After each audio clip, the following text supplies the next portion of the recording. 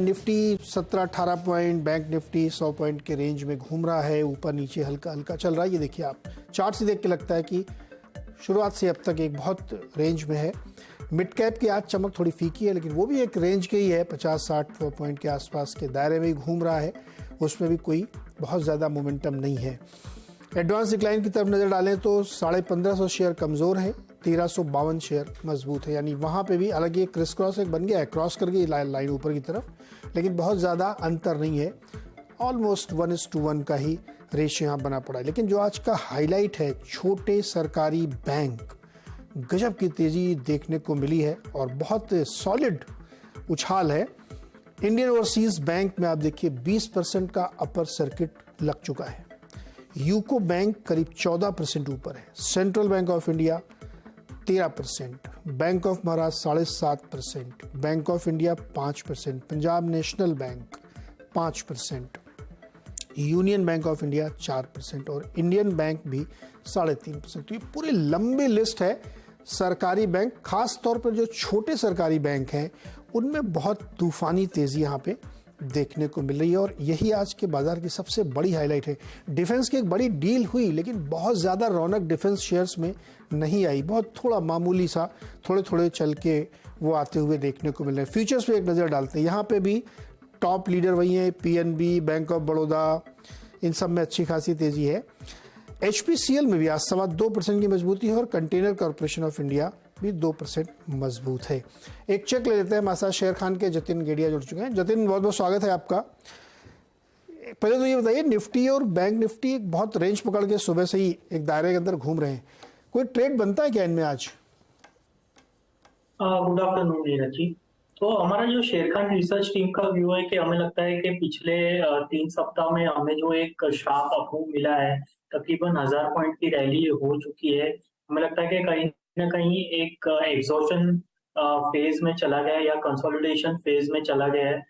ऊपर current level से ऊपर की जो अपसाइड पोटेंशियल है वो बहुत लिमिटेड है।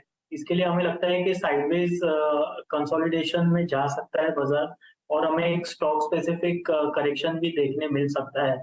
तो अगर जो मैं ट्रेड लेने की बात करूं तो मैं एक काउंटर ट्रेंड ट्रेड निफ्टी में सजेस्ट करना चाहूंगा। हमें लगता है कि एक निफ्टी में 20,230 के एक स्ट्रिक्ट स्टॉप लॉस के साथ मैं एक सेल करना चाहूंगा और हमारे टारगेट्स नीचे में रहेंगे 20,040 के और 20,000 के in the case of Nifty. Bank Nifty में की अगर जो मैं बात करूं तो वो ज्यादा वीक लग रहा है हमें। मुझे लगता है कि वहां भी एक counter trend trade sell side की तरफ लेके चला जा सकता है। हमें लगता है कि 46,300 का जो एक स्विंग हाई बना था वो एक स्टॉप लॉस को रख के हमें शॉर्ट करके चलना चाहिए। नीचे में हमें लगता है कि 45,800 तक बैंक निफ्टी स्लिप हो सकता है कि तो दोनों ही निफ्टी और बैंक निफ्टी में हमें एक काउंटर ट्रेंड ट्रेड लेके चलना चाहिए। हमें लगता है कि थोड़ा स्लिप हो सकता है करंट लेवल से। ओके, कंसोलिडेशन के मोड में। लेकिन अगर आप ट्रेड लेना ही चाहते हैं तो स्ट्रिक्ट स्टॉप लॉस 20,200 के ऊपर और इधर निफ्टी में बैंक में भी आप ऊपर स्टॉप लॉस लगाइए 46,300 के ऊपर और फिर आप ट्रेड लीजिए, क्योंकि स्विंग हो सकता है, इसलिए स्ट्रिक्ट स्टॉप लॉस के साथ आप ट्रेड बनाएं। जतिन, ये बताइए कि आज छोटे सरकारी बैंकों में बहुत तूफानी तेजी है। कोई ऐसा स्टॉक अभी भी आपको लगता है जिसमें पार्टिसिपेट कर सकते हैं निवेशक? देखिए, अगर जो मैं छोटे पीएसयू बैंक्स की बात करूं तो लास्ट वीक हमने देखा था 7% पीएसयू बैंक इंडेक्स पॉजिटिव था और आज के ट्रेडिंग सेशन में भी हमने देखा है कि जो पॉजिटिव मोमेंटम है वो कंटिन्यू ऑन दी अपसाइड है। अगर जो मैं एक रिकमेंडेशन देना चाहूंगा तो वो बैंक ऑफ इंडिया पे होगा। तो बैंक ऑफ इंडिया में हमने देखा है कि एक एक्सटेंशन में चला गया है, एक high top high bottom formation बना रहा है और एक वेव पर्सपेक्टिव से मैं अगर जो बात करूं तो एक्सटेंशन ऑन दी अपसाइड हो रहा है। तो हमें लगता है कि ये बैंक ऑफ इंडिया 121 से लेके 125 के एक दायरे तक चल सकता है। हमें लगता है कि bank of India current market price से एक रिस्क फेवरेबल रिस्क रिवॉर्ड दे रहा है, तो उसमें हम बाय करके चल सकते हैं। नीचे में हमें स्टॉप लॉस 106 का लगाना होगा for target of 125 on the upside. 125 का लक्ष्य और 106 का स्टॉप लॉस अगर आप बना सकते हैं तो बैंक ऑफ इंडिया में आपके लिए एक ट्रेड बन सकता है। जतिन, बहुत बहुत शुक्रिया जुड़ने के लिए और ये राय देने के लिए। चलिए बातचीत करते हैं आज के आईपीओ की। यात्रा ऑनलाइन का आईपीओ खुला हुआ है और इसके फ्यूचर प्लान्स क्या हैं, सब चीज़ पे हम बातचीत करेंगे कंपनी के सीएफओ रोहन मित्तल जी से। कंपनी का इशू 15 सितंबर को खुल गया था, जो अब तक करीब 20% के आसपास भर चुका है और 20 सितंबर तक ये खुला रहेगा। प्राइस बैंड 135 से 142 रुपये है। इशू का जो साइज है वो 766 से 775 करोड़ रुपए का है और फ्रेश इशू इसमें 602 करोड़ 166 करोड़ का ओएफएस है। तो ये है इशू। और कंपनी क्या करती है? कंपनी ऑनलाइन एयर टिकटिंग में है, रेल के भी छोटा छोटा टिकटिंग है, लेकिन एयर टिकटिंग ज़्यादा मेन है और होटल्स की बुकिंग भी आप इसके थ्रू करते होंगे। तो ये इनका है मेन बिजनेस। बातचीत करते हैं हमारे साथ रोहन मित्तल जी। रोहन जी, बहुत बहुत स्वागत है सीएनबीसी आवाज़ पर। तो पहला सवाल तो सर ये बताइए कि ये जो पैसा आप जुटा रहे हैं इसका इस्तेमाल क्या करेंगे?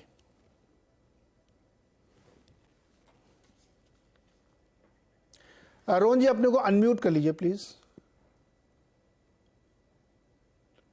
Total, thank you for having us on the show. Total amount which is getting raised 602 crore के आसपास हम पैसा रेज कर रहे हैं प्राइमरी में। 602 में से रफली 150 करोड़ रुपया is earmarked for acquisitions which will allow us to grow incrementally inorganically. The company has a strong track record of successfully doing value buys and integrating them in our fold.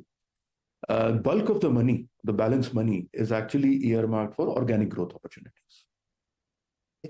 तो मुझे ये बताइए कि जो इनऑर्गेनिक और organic growth की आप बात करें तो चूंकि आपका जो बिजनेस है ना उसमें मतलब आपके मतलब सेंस कि जो ऑनलाइन बिजनेसेस होते हैं इसमें कस्टमर की जो क्या कहें उसकी जो ऑब्लिगेशंस हैं या उसकी आपके प्रति काम है वो बहुत फ्रेजाइल है। तो क्या एक्विजिशन एक सही स्ट्रेटजी है?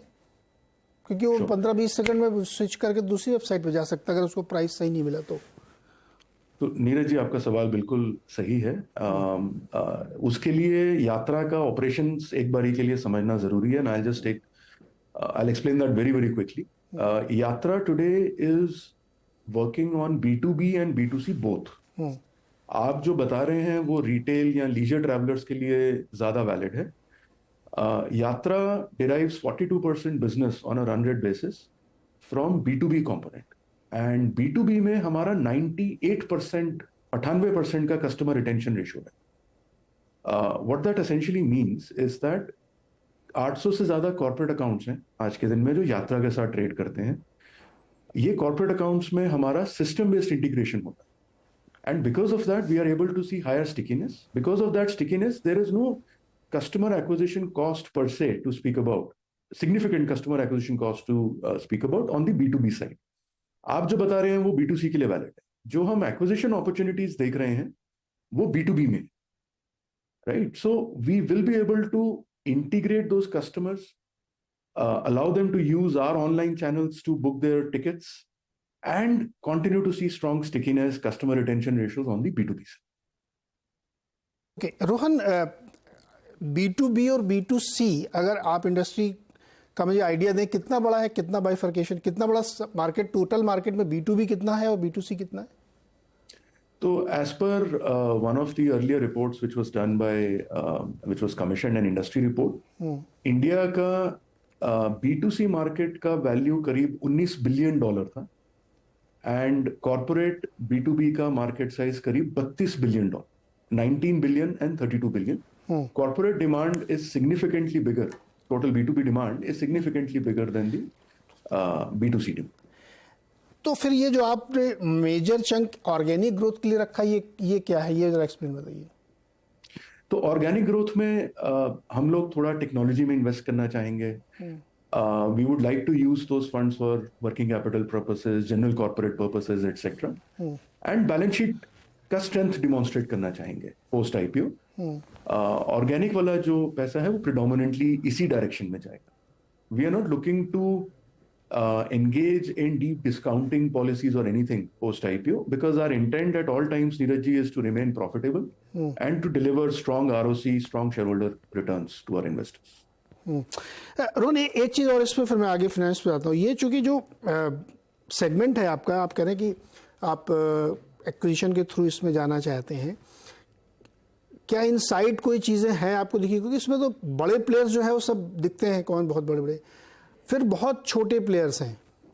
तो मुझे ये थोड़ा समझ में कम आ रहा है कि एक्विजिशन के जरिए कैसे आप बड़ी ग्रोथ ला सकते हैं।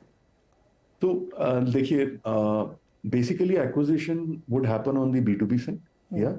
As of today, we don't have anything, any discussions per se that would have happened, right? This process will begin in a post-IPO environment only. Market जो है नीरज जी, B2B side में काफी fragmented है. We are the largest corporate travel management company today in the country, right?